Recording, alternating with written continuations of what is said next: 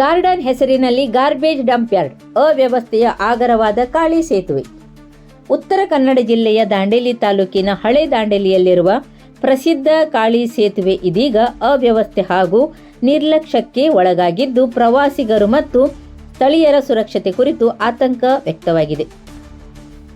ದಾಂಡೇಲಿಗೆ ಆಗಮಿಸುವ ಪ್ರವಾಸಿಗರು ಹಾಗೂ ಸ್ಥಳೀಯರು ಪ್ರತಿನಿತ್ಯ ಈ ಸೇತುವೆಯ ಮೂಲಕ ಸಂಚರಿಸುತ್ತಾರೆ. ಕಾಳಿ ನದಿಯ ಸೌಂದರ್ಯವನ್ನು ವೀಕ್ಷಿಸಲು ಅನೇಕ ಪ್ರವಾಸಿಗರು ಕುಟುಂಬ ಸಮೇತರಾಗಿ ಸೇತುವೆ ಮೇಲೆ ಕೆಲಕಾಲ ಕುಳಿತು ವಿಶ್ರಾಂತಿ ಪಡೆಯುತ್ತಾರೆ. ಆದರೆ ಇತ್ತೀಚೆಗೆ ಸೇತುವೆಯ ಪರಿಸ್ಥಿತಿ ಹದಗೆಟ್ಟಿದ್ದು ಮೂಲಭೂತ ಸೌಲಭ್ಯಗಳು ಹಾಗೂ ಸುರಕ್ಷತಾ ವ್ಯವಸ್ಥೆಗಳ ಕೊರತೆ ಎದ್ದು ಕಾಣುತ್ತಿದೆ. ಸೇತುವೆಯ ಮೇಲಿರುವ ವಿದ್ಯುತ್ ಕಂಬಗಳ ಪೈಕಿ ಹಲವು ಕಂಬಗಳು ಕಾರ್ಯನಿರ್ವಹಿಸುತ್ತಿಲ್ಲ. ಉಳಿದ ಕಂಬಗಳ ಪರಿಸ್ಥಿತಿಯು ಶೋಚನೀಯವಾಗಿದ್ದು ವಿದ್ಯುತ್ ಸಂಪರ್ಕದ ಕೆಲವು ತಂತಿಗಳು ತೆರೆದ ಸ್ಥಿತಿಯಲ್ಲಿವೆ.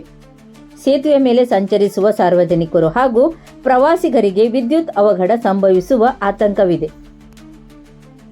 ಸೇತುವೆಯ ಎರಡು ಬದಿಗಳಲ್ಲಿ ಮೊಸಳೆಗಳ ಕುರಿತು ಎಚ್ಚರಿಕೆ ನೀಡುವ ನಾಮಫಲಕಗಳನ್ನು ಅಳವಡಿಸಲಾಗಿತ್ತು. ಆದರೆ ಕಳೆದ 1 ವರ್ಷದಿಂದ ನಾಮಫಲಕವೊಂದು ಮುರಿದು ಬಿದ್ದಿದ್ದು ಇದುವರೆಗೆ ಅದನ್ನು ಬದಲಾಯಿಸಲಾಗಿಲ್ಲ.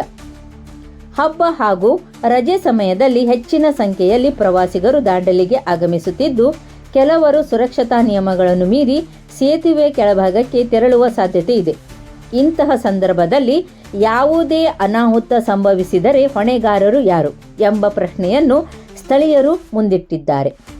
ಪ್ರವಾಸಿಗರು ಹಾಗೂ ಸಾರ್ವಜನಿಕರಿಗೆ ಮೊಸಳೆಗಳ ಬಗ್ಗೆ ಎಚ್ಚರಿಕೆ ನೀಡಲು ಅರಣ್ಯ ಇಲಾಖೆ ಸುಮಾರು 4 ವರ್ಷಗಳ ಹಿಂದೆ ಸೇತುವೆ ಬಳಿ ಸ್ಪೀಕರ್ ವ್ಯವಸ್ಥೆ ಅಳವಡಿಸಿತ್ತು.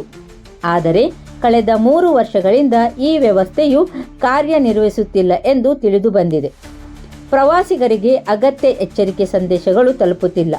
ಸೇತುವೆ ಹಾಗೂ ಸುತ್ತಮುತ್ತಲಿನ ಪ್ರದೇಶದಲ್ಲಿ ಸಿಸಿಟಿವಿ ಕ್ಯಾಮೆರಾಗಳ ವ್ಯವಸ್ಥೆಯೂ ಇಲ್ಲದಿರುವುದು ಮತ್ತಷ್ಟು ಆತಂಕಕ್ಕೆ ಕಾರಣವಾಗಿದೆ. ಸ್ಥಳೀಯರು ಹಾಗೂ ಪ್ರವಾಸಿಗರ ಅನುಕೂಲಕ್ಕಾಗಿ ಸೇತುವೆ ಸಮೀಪ ಸರ್ಕಾರದ ವತಿಯಿಂದ ಗಾರ್ಡನ್ ನಿರ್ಮಿಸುವ ಯೋಜನೆಯನ್ನು ಕೈಗೊಳ್ಳಲಾಗಿತ್ತು. ಆದರೆ ಇದೀಗ ಗಾರ್ಡನ್ ನಿರ್ಮಾಣವಾಗಬೇಕಿದ್ದ ಪ್ರದೇಶದ ಒಂದು ಭಾಗ ಕಸದ ರಾಶಿ ಹಾಗೂ ತ್ಯಾಜ್ಯ ವಿಲೇವಾರಿ ಸ್ಥಳದಂತಾಗಿದೆ. ಇದರಿಂದ ಪರಿಸರ ಹಾಳಾಗುವುದರಿಂದ ಪ್ರವಾಸಿಗರಿಗೂ ಮುಜುಗರ ಉಂಟಾಗುತ್ತಿದೆ ಎಂದು ಸ್ಥಳೀಯರು ಆರೋಪಿಸಿದ್ದಾರೆ. ಈ ಪ್ರದೇಶದಲ್ಲಿ ರಾತ್ರಿ ಹೊತ್ತು ಅನೈತಿಕ ಚಟುವಟಿಕೆಗಳಲ್ಲಿ ತೊಡಗಿಕೊಳ್ಳುತ್ತಿರುವುದರಿಂದ ಅಕ್ಕಪಕ್ಕದ ನಿವಾಸಿಗಳಿಗೆ ತೊಂದರೆಯಾಗುತ್ತಿದೆ ಎಂದು ಸ್ಥಳೀಯರು ದೂರಿದ್ದಾರೆ. ಕಾಳಿ ಸೇತುವೆಯ ಸುರಕ್ಷತೆ ಹಾಗೂ ಸ್ವಚ್ಛತೆಯತ್ತ ನಗರಸಭೆ, ಪೊಲೀಸ್ ಇಲಾಖೆ ಮತ್ತು ಅರಣ್ಯ ಇಲಾಖೆ ಅಧಿಕಾರಿಗಳು ತಕ್ಷಣ ಗಮನ ಹರಿಸಬೇಕು. ಹಾಳಾಗಿರುವ ವಿದ್ಯುತ್ ವ್ಯವಸ್ಥೆಯನ್ನು ಸರಿಪಡಿಸುವುದು, ಮೊಸಳೆ ಎಚ್ಚರಿಕೆ ಫಲಕಗಳನ್ನು ಮರುಸ್ಥಾಪಿಸುವುದು, ಸ್ಪೀಕರ್ ವ್ಯವಸ್ಥೆಯನ್ನು ಪುನರಾರಂಭಿಸುವುದು, ಸಿಸಿಟಿವಿ ಅಳವಡಿಸುವುದು ಹಾಗೂ ಸೇತುವೆ ಸುತ್ತಮುತ್ತಲಿನ ಕಸವನ್ನು ತೆರವುಗೊಳಿಸಿ ಸ್ವಚ್ಛತೆ ಕಾಪಾಡುವಂತೆ ಸ್ಥಳೀಯರು ಆಗ್ರಹಿಸಿದ್ದಾರೆ. ಹಳೆ ದಾಂಡೇಲಿ ನಿವಾಸಿಗಳಾದ ಚೇತನ್ ಜಿ, ಪ್ರವೀಣ ಮದ್ದೋಲ್ಕರ್, ಮುಕ್ತಿಯಾರ್ ಸೈಯದ್, ಆಸಿಫ್ ಜಕಾತಿ ಹಾಗೂ ಯಾಸಿನ್ ಹೆಬ್ಬಳ್ಳಿ ಅವರು ಸಂಬಂಧಪಟ್ಟ ಅಧಿಕಾರಿಗಳು ಕೂಡಲೇ ಕ್ರಮ ಕೈಗೊಂಡು ಕಾಳಿ ಸೇತುವೆಯ ಸುರಕ್ಷತೆ ಮತ್ತು ಸ್ವಚ್ಛತೆಯನ್ನು ಕಾಪಾಡಬೇಕು ಎಂದು ಮನವಿ ಮಾಡಿದ್ದಾರೆ.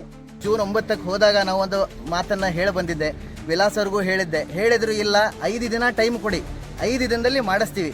ಆಮೇಲೆ ಫೋನ್ ಮಾಡಿ ಕೇಳಿದ್ರೆ ಕೆಲವೊಬ್ರು ಅದನ್ನು ಪರ್ಸ್ನಲಿನೂ ತೊಗೊಂಡ್ರು, ಏನಕ್ಕೆ ನಮಗೆ ಫೋನ್ ಮಾಡಿ ಹೇಳಿಲ್ಲ ಹಾಗೆ.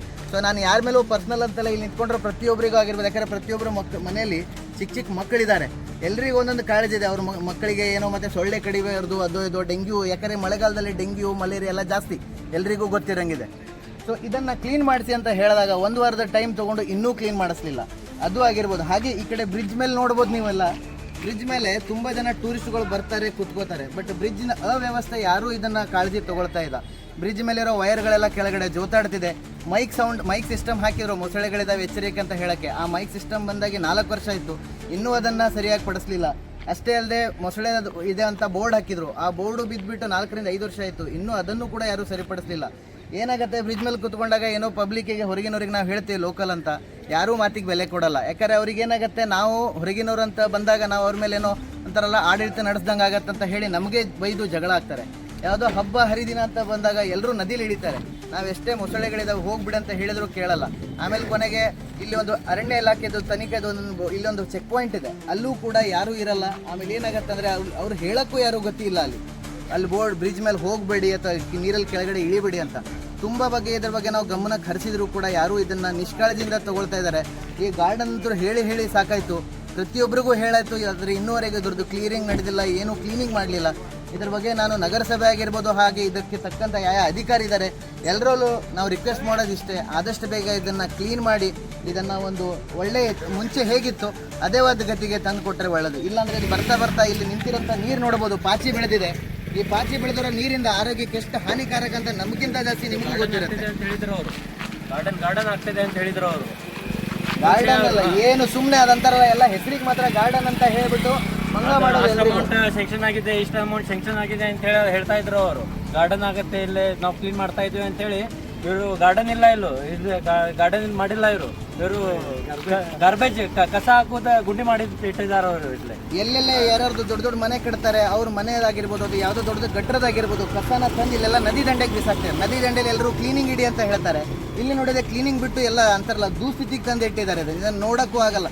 ಇದ್ರ ಪಕ್ಕದಲ್ಲಿ ಒಂದು ಸ್ವಲ್ಪ ನಡ್ಕೊಂಡು ಹೋಗಿ ಬಂದರೆ ಇಷ್ಟು ವಾಸನೆ, ಗಲೀಜು ವಾಸನೆ ಇರುತ್ತೆ ಹೇಳ್ತೀನಿ.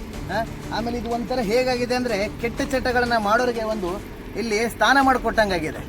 ಸೊ ಗಾಂಜಾ ಹೊಡೆಯೋರು, ಆಮೇಲೆ ಎಣ್ಣೆ ಹೊಡೆಯೋರು ರಾತ್ರಿ ಆದ್ರೆ ಅಲ್ಲಿ ಬಂದು ಕುತ್ಕೊಳ್ತಾರೆ. ಇಲ್ಲಿ ಬಂದು ಕುತ್ಕೋತಾರೆ. ಈ ಶೆಡ್ ಕೆಳಗಡೆ ಆಗಿರ್ಬೋದು, ಮುಂದ್ಗಡೆ ಯಾವುದೋ ಒಂದು ಗಿಡದ ನೆರಳಲ್ಲಾಗಿರ್ಬೋದು, ಅಲ್ಲಿ ಬಂದೆಲ್ಲ ಈ ಬೇಡಾಗಿದ್ದು ಕೆಟ್ಟ ಚಟನ ಮಾಡಿಕೊಂಡು ಸೊ ತುಂಬ ದುಸ್ಥಿತಿಗೆ ಬಂದಿದೆ. ಇದನ್ನು ದಯವಿಟ್ಟು ನಗರಾಡಳಿತ ಆಗಿರ್ಬೋದು, ಕಮಿಷನರ್ ಸರ್ ಆಗಿರ್ಬೋದು, ಬೇರೆ ಯಾರ್ಯಾರಿದ್ದಾರೆ ಎಲ್ಲರಲ್ಲೂ ಮನವಿ, ಆದಷ್ಟು ಬೇಗ ಇದನ್ನು ಒಂದು ಸರಿಪಡಿಸ್ಬೇಕಂತ ಎಲ್ಲರೂ ಕೇಳ್ಕೊತೀವಿ. ಇದು ನಮ್ಮ ಇಡೀ ಹಳೆ ದಾಂಡೇಲಿ ಜನತೆಯಿಂದ ನಿಮ್ಮಲ್ಲಿ ಒಂದು ರಿಕ್ವೆಸ್ಟ್ ಮಾಡ್ತಾ ಇದ್ದೀವಿ ಸರ್. बात करने कहना चाहता हूँ मैं, वो दांडेली शुरू हुआ ओल्ड दांडेली से.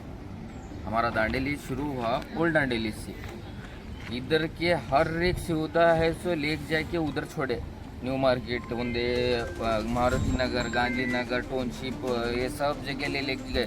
मार्केट ओल्ड दांडेली में था, मार्केट लेके गए, पुलिस स्टेशन लेके गए, कोर्ट लेके गए, लास्ट एक पोस्ट बचा था वो भी लेके गए. हमारे को एक आश्वासन दिए थे कि इधर garden first class green city बोल के गार्डन बना के देते घर पर, लेकिन गार्डन तो नहीं हुआ. लेकिन ये संडास का टैंक लेकर को इधर हमारे ओल्ड दांडेली में छोड़े और कचरा लेकर को पूरा ओल्ड दांडेली में लेकर के छोड़ रहे, सट रहे. ಹಳೆ ದಾಂಡೇಲಿನ ಹಳೇದಂತ ಹೇಳಿ ಇದನ್ನ ಪ್ರೂವ್ ಮಾಡಕ್ಕೆ ಈ ತರ ಮಾಡ್ತಾ ಇದ್ದಾರೆ. दांडेली शुरू हुआ सबसे ज्यादा डेवलप हो रहा था. ओल्ड दांडेली को कचरा ओल्ड दांडेली करके जुड़े, गाँव भर का कचरा लेके आके पूरा ओल्ड दांडेली में फेंक रहे हैं लोग. दांडेली को सबसे ज्यादा पहला डेवलप करने का था, सरकार का काम था कि ओल्ड दांडेली को शुरू हुआ सो दांडेली ओल्ड दांडेली. लेकिन सब पूरा पीछे लेके जाओ को कचरा के ये खबरस्तान कर को छोड़े से हमारे ओल्ड दांडेली. पूरा कचरा किधर मिले उधर कचरा, किधर मिधर उधर रोड का कौन पूछने वाला नहीं, कौन कचरा सटा सो पूछने वाला नहीं. सबसे पहला ये देखो नहीं, शुरू हुआ सो ओल्ड दांडेली से. ओल्ड दांडेली को डेवलप दो पहला. अगर ये हम नगर सभा में जाके बोलते तो वो हमको ही पूछ रहे हैं.